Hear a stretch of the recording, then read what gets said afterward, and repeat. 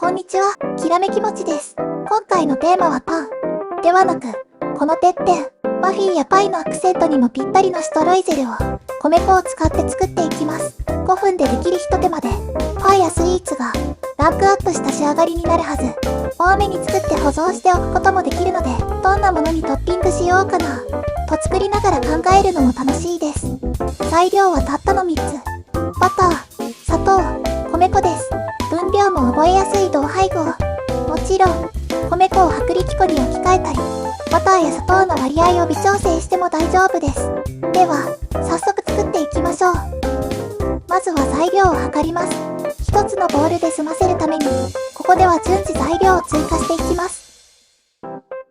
バターと砂糖をよく混ぜます。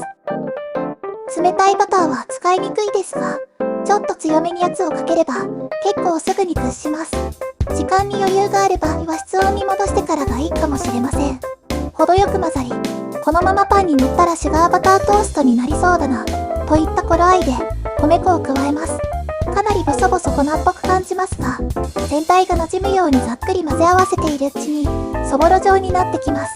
私は半量をココアパウダーと混ぜるために取り分けることにしました。混ぜるのに指先を使ってもいいですが、私はヘラをこよなく愛用しているので、たまに勢い余ってこぼしつつも、このまま続けていきます。クッキーのように生地をひとまとまりにする必要はありません。つぶつぶ感がこのくらいになったら、準備万端です。すぐに使う場合は、焼く間際の生地にまぶしてオーブン送りにすれば OK です。焼き時間は、作りたいもの本体のレシピを優先してもらえば大丈夫ですが、くれぐれも焦がさないようにだけ気をつけてください。焦げ対策には温度を下げたり、アルミホイルでカバーするのも一つの手です。さて、最終発酵を終えたパン生地にまぶしていきましょう。表面を霧吹きで湿らせ、そこへ少しずつ乗せていきます。こぼれた部分は、後でつまみ食べすればいいので、気にせず、てんこ盛りにしていきます。新感覚のメロンパンをイメージしています。2、3日のうちに使うのであれば、冷蔵庫に保存しておくのもありです。多めに作って、冷凍庫に保存しておく場合は、1ヶ月ほどが目安です。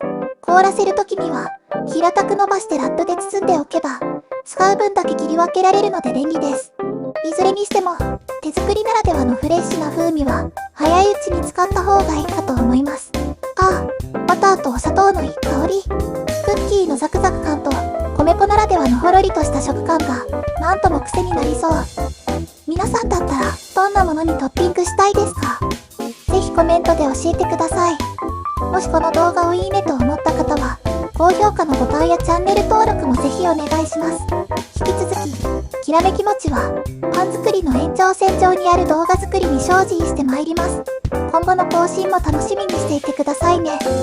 以上、きらめきもちでした。